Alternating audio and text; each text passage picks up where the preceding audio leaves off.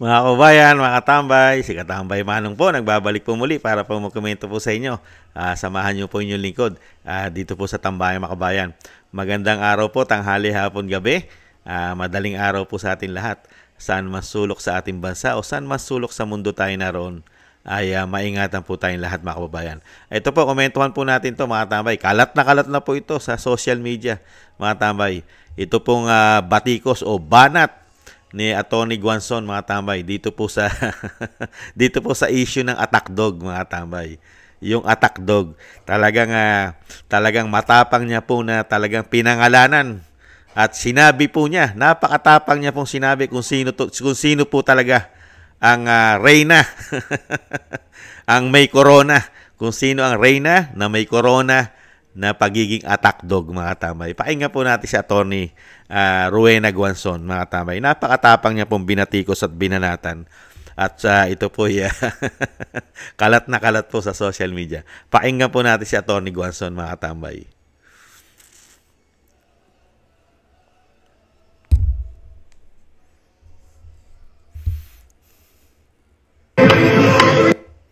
Tama nga naman si Auntie Claire.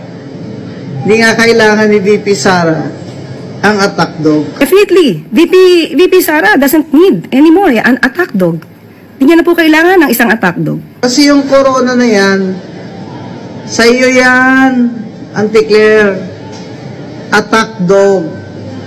Yan ang tatak mo. At tama nga naman si Auntie Claire. Hindi nga kailangan ni VP Sara ang attack dog. Definitely, VP Sara doesn't need anymore an attack dog. Hindi niya na po kailangan ng isang attack dog. Kasi yung corona na yan, sa iyo yan, Auntie Claire. Attack dog. Yan ang tatak mo. At tama nga naman si... Yan mga katambay, nakita niyo po. Kalat na kalat po yan sa social media. Di ba? At nakakita po at meron na pong katapat ngayon si Auntie Claire mga tambay. Ang sinasabing binigyan na po ng corona. Pinangalanan na po ni Atty. Guanzon kung sino po talaga ang may corona. Yan daw po ang bagay sa kanya. At siya daw po talaga yung attack dog ayon po kay Atty. Guanzon. Ayan po. Nakita niyo po mga tambay, hindi na po kailangan sumagot pa. At kasi po nakita niyo po, ang Vice President, binansagan po siya, binilagyan po siya ng tatak. Ano po yung binigay na tatak po sa kanya ng Vice President? Garbage in, garbage out.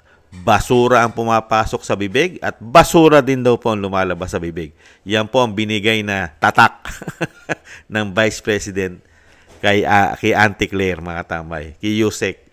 At dalawa po yung binigay na ano po dyan ni Vice President. Dalawang tatak po. Ano po ba isa pang tatak? Yung kanyang tatak. Pinsan buo o pinsan ng isang sumusuporta daw sa kaliwa at convicted ng child abuse na si Franz Castro. Pinsan ni Franz Castro at garbage in, garbage out ang kanya pong tatak ang ibinigay ng Vice President. Si Atty. Guanzon naman po, binigyan na naman po siya ng bagong tatak. bagong pangalan, mga tambay. Bagong corona, ang pagiging attack dog. Yan daw po ang bagay sa kanya. Hindi po kailangan ng Vice President ang attack dog. At kung ikaw naman, kung ikaw lang naman ang attack dog, hindi ka nakukunin ng Vice President. Baka mas kunin pa si Atty. Guanzon na spokesperson. Di ba? Pero yung kinuha po kasi na spokesperson po, ng Office of the Vice President, spokesperson po, ay di hamak po na napakagaling kisa po rito sa kinoronahan ni Atty. Guanzon na pagiging attack dog. Ano po kaya ang isasagot naman dito mga tambay? Ano naman po kaya isasagot ni Auntie Claire mga tambay? Na bansagan po siya na attack dog at kinoronahan pa ni Atty. Guanzon mga tambay. Binigyan pa po na corona. Napakarami na pong alias. Napakarami na pong tatak alias. May alias po na pagiging garbage in, garbage out. At meron pang kamag-anak ni Franz Castro At ngayon naman po, binigyan naman po na alias o sinasabing bagong tatak o bagong corona na pagiging attack dog. Kasi nakakaano naman po talaga. Sa kasaysayan po kasi ng bansa, sa dami-dami po na naging spokesperson po o Yusek ng Malacanang, bukod tangi po ito. Bukod tangi lang po ito, si Yusek Castro na tinatawag na garbage in, garbage out. At ngayon po ay attack dog. Siya lang po, kauna-unahan, na wala pong ginawa. Wala pong ginawa araw-araw. Pati po sa kanyang vlog. Mga tambay, ito po yung Yusek na ito. Pati po sa kanyang vlog, lagi po niyang topic ang pamumulitika. Di po ba? Pamumulitika sa mga Duterte at sa mga kaalyado ng mga Duterte. Hindi po ba? Ninyo po ba napapansin, mga kabayan? Ang nangyayari, meron tayong Yusek na tinalaga ng palasyo. Naging attack dog lang ayon kay Atty. Guason. At puro basura. At grabe po. Hindi po ang magagandang proyekto ng pamahalaan na ibinabalita. Puro pamumulitika. At karamihan pa ay puro fake news. Isang damukal na fake news, di umano pa lumalabas sa kanyang bibig. Di umano. Hindi po ba? Nakakalungkot lang. Palibasa, may umuugong din kasi. Kasi mismo si Ka Eric. Kaya po pala ganyan ang stylan. Ang stylan daw po niyan na tinatawag ni attack dog at ni garbage in, garbage out. Yan po pala daw ayon kay Ka Eric, ha? Si Ka Eric na mismo. Kasama po pala yan. Mga kasama po pala yan sa grupo daw. Nila Conti. Nila Attorney Conti. Yung nagpapaka-ICC lawyer. Hindi po ba? At kasama rin daw po yan. Simpatya o sympathy. O mga abogado ng mga makakaliwa daw po yan. Ayon kay attorney. Ayon po kay Ka Eric. Kasama raw po yan. Yan tinatawag na attack dog queen. Garbage in, garbage out, mga kababayan. Kaya pala ganyan ang makikita natin. Ganyan pong lagalawan, ganyang salita. Dahil po, kagrupo po pala yan nila na lumalaban sa gobyerno. Hindi kaya. At hindi po talaga nila magugustuhan ng mga Duterte. Bakit po? Sila po naapektuhan eh. Lalo-lalo po yung wakasan na ang napakatagal na panahon na more than 50 years na naging salot po ng bansa. Di po ba? Hindi po ang bansa ang ipinaglalaban. Sarili na po nila. Sarili na po nila kapakanan. Di po ba? At ginagamit pa ang ating mga anak. At napakaraming buhay ang kinitil, chinugi ng mahigit 50 taon ng grupong ito. Di po ba? Sila po daw yan. Kaya wala po tayong makukuhang magandang salita riyan daw. Lalong-lalo pagdating sa mga Duterte. Dahil kagrupo po ito, sabi ni Ka Eric, sa kaliwa. Mga kababayan, galing po si Ka Eric dyan eh. Excuse me po. Hindi po ba? At marami po nakakalam yan. Dahil nga po kalat naman po sila sa ating bansa. Meron pang mga kaparian, may kamadrihan, mga politiko, isang damukal sa Kongreso, sa Senado, at sa media, napakarami din nila. Hindi kaya? Kaya po ang bansa natin ay hindi po talaga aasenso.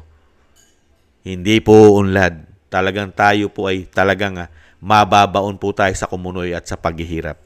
Sa mga ganitong klase po ng mga pinaglalaban nila na puro pang sariling interes, pang sariling bulsa, pang sariling kapakanan, pang sariling kapangyarihan.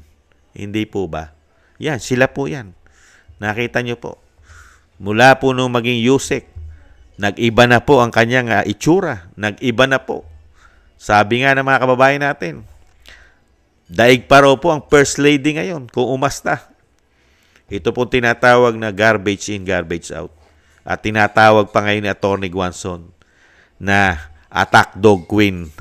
Reyna ng mga attack dog. Mga kababayan.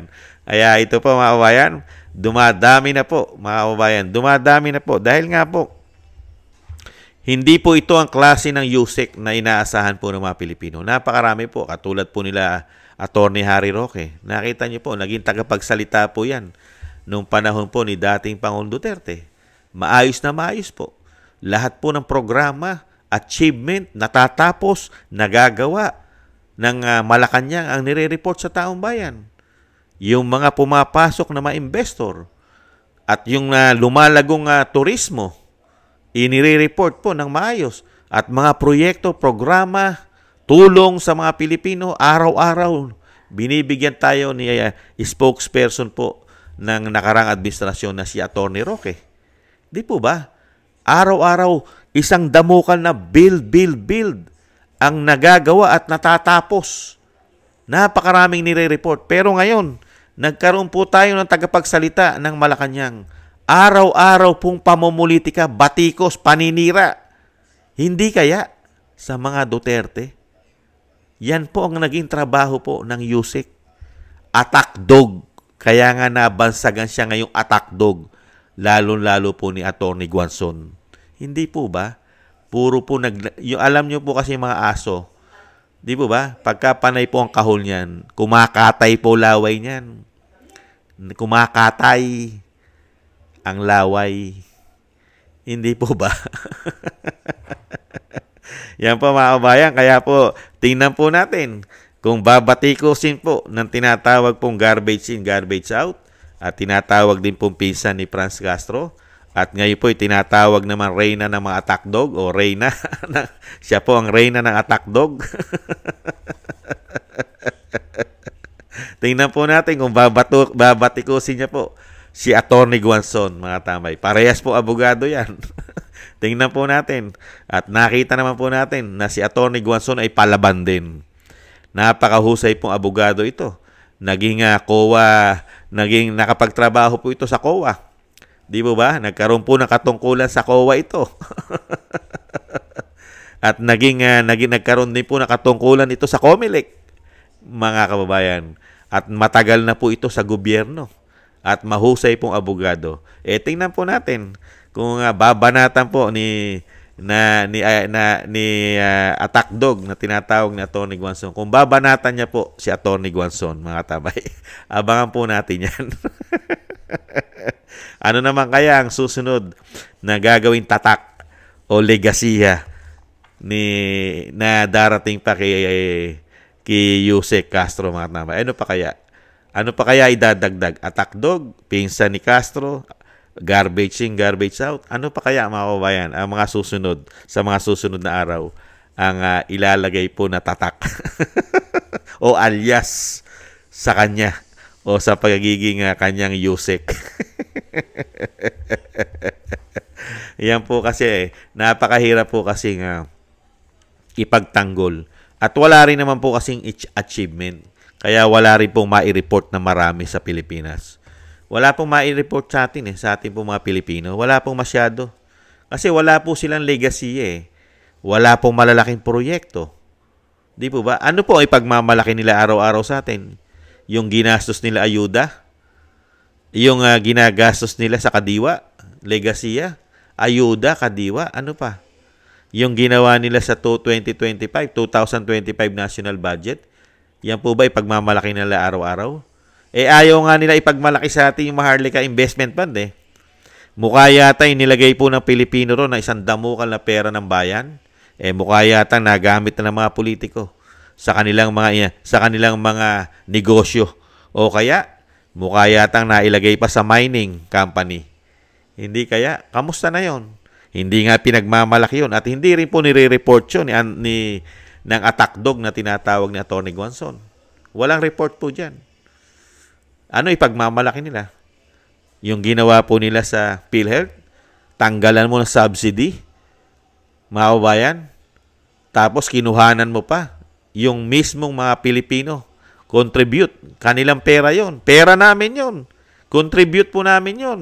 Para po kung kami magkakasakit, insurance. Kinuhanan pa. Ano yun? Legacy? Ano pong achievement? Kakaunti. Sa dami po ng ating pong ipinopondo, 6 trillion mahigit ang pinopondo natin taon-taon. Hindi bababa. Pero wala po tayong malalaking proyekto. Baon pa tayo sa utang. Kay dating Pangulong Duterte, ang utang po, nung siya po bumaba, ay nasa 12 trillion ang utang po. Pero hindi po lahat ay utang ni dating Pangulong Duterte yon. Hindi. Maraming presidente po ang nagdaan. Napakarami po. Di po ba? Kaya lang sa kanya, nagtapos po ng 12 trillion ang utang ng Pilipinas. Pero nakita mo yung programa. Napakaraming build. At yung pinakamalaki nating gastos, ano yon? Gumastos tayo ng isang damukal na pera saan? Sa COVID-19, pandemya. Isang damukal na ayuda, Luzon, Visayas, Mindanao. At yung malaki rin nating gastos sa gyera, yung Marawi. Di po ba? Tapos sa kabila nun, napakarami pa nating proyektong nakita. Build. Pero ngayon, nadagdagan po ang utang natin na hindi bababa sa 5 trillion utang na dagdag, lumobo. Ano po ang proyekto nakita natin sa 3 taon? Nakamukha nung nakikita natin kay dating Pangulong Duterte. Wala. Ang nakita natin, karamihan, attack dog. Yan po, nakita natin, napakaraming attack dog. Meron pa nga reyna ngayon ng attack dog. Ano pa? Nakita natin, 3 taong pamumulitika. 3 taong issue ng isang damukal na korupsyon. Legasiya nila pala yan. Yan po. At nakita natin ng isang damukal na nagbalikan at dumami ang mga adiktos pulburon sa ating bansa. At dumami ang mga politiko na naman na magnanakaw di umano sa ating bansa. Yan po ang dumami. Dumami ang mga smuggler. Dumami ang mga kriminal. Dumami ang mga rebelde na naman makakaliwa. Yan po ang dumami. Hindi po ang build. Hindi po ba? At lumakas na naman po ang kapangyarihan ng mga oligarko. Hindi kaya? Mga kababayan, yan po ang kanilang legasya. Kaya nga wala silang mai-report. Wala silang maipagmalaki. Di po ba? Lagi lang po ang ginagawa nila ay puro atake. Kaya nga nabansaga attack dog dahil puro atake. Attack. Di po ba? Kaya marami na po ngayon. Marami na po kasi nagigising ngayon. Katulad po ni Atty. Guanzon. Gising na gising po siya sa katotohanan. Grabe po ang issue ng korupsyon sa Kongreso. Grabe. Diba? Pero walang gobyerno, walang pangulo. Walang pangulo na umaaksyon sa mga korupsyon. Wala. Tulog. Bakit kaya? Bangag, di umano. Hay! Di po ba? Walang pakialam sa korupsyon. Walang pakialam sa pera ng bayan. Wala. Deadma lang. Tulog. Walang pakialam. Di ba? Nauubos. Baon sa utang na naman. Ganyan po nung pumasok sila.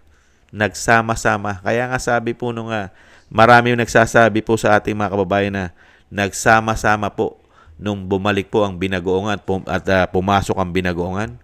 Lahat na raw po ng pinakamasasama at dumami raw po ang masasama sa ating bansa. Lalong-lalo po sa politika. Totoo kaya yon? Nagsama-sama raw po. Kaya daw ang ating bansa ngayon, bagsak ang ekonomiya. Walang pumapasok na maraming mga investor. Ang ekonomiya natin sa turismo, bagsak. Tinalo pa tayo ng Bangladesh, Vietnam, at ng ating mga kapitbahay na bansa. Wala. Pati mismo nagpatotoo mismo ang World Bank. Bagsak ang ating ekonomiya. At ito'y tatagal pa ng mga ilang taon pa. Nakita niyo po yun? Baon tayo sa utang. Wala tayong ekonomiya, bagsak. Ang bumubuhay na lang sa atin, kauna-unahan, yung mga negosyo na titira sa atin. At syempre po yung mga OFW na patuloy na nagbibigay ng remittance sa ating bansa. Hindi po ba? Nakakalungkot. Kaya yan, Auntie Claire, abangan mo. Marami pa sasabihin sa'yo si Atty. Guanzon, abangan mo. Ano pa kaya ibabansag sa'yo ni Atty. Guanzon? Yusek. Si Vice President, yan, garbage in, garbage out, pinsan ni Castro ngayon. Binansagan ka na ngayon, Reyna. Ipinasa na sa'yo ang corona. Kasi nung mga panahon ni dating Senador Trillanes, siya po yung nabansagang aso. Kaya lang po, ang bansag naman po yata sa kanya, asong ulol. Hindi ba natatandaan? Binansagan din po si dating Senador Trillanes na aso. Aso rin po, bansag daw po dyan Asong ulol. Ngayon naman po, sa Yusek naman po, Reyna naman. Reyna naman po. Attack dog. Maraming salamat po mga kabayan sa gusto po ng ating tambayang makabayan sa YouTube at TikTok. At ganoon din po sa mga nagla-like, share, subscribe and siyempre po comment.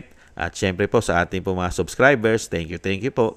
Maraming salamat po sa inyo. Mabuhay po kayo. Shoutout po sa inyo lahat. At ingat po. At thank you rin po sa mga biyaya at tulong na pinagkakaloob po ninyo.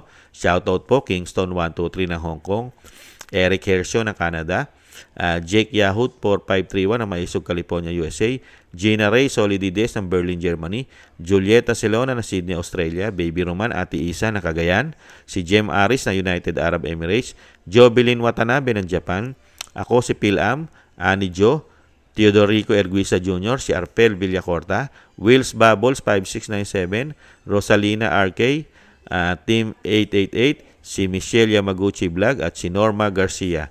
Maraming salamat po mga kababayan sa mga biyaya at tulong po. Ingat po kayo, lalong-lalo po sa inyong mga paggawa. Thank you po. At syempre po, bago po tayo magtapos mga kababayan, yung dasal at panalangin po, isama po natin sa ating mga dasal ang kaligtasan po at pag-iingat sa pamilya Duterte na sila po ay maingatan.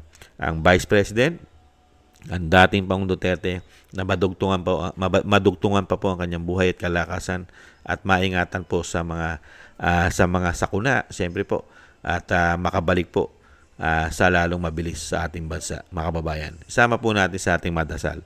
At siyempre po, muli po mga tambay, tayo rin po, doble ingat po at mag-iingat po tayo. Mahirap na po ang ating sitwasyon sa ating bansa. Napakahirap na po. Kahirapan, kasama pa natin ngayon ang mga addictus, mga kriminal, mga kakaliwa. Napakahirap po. Ingat po. Doble ingat po. Muli po, paalam po muna. Bye-bye.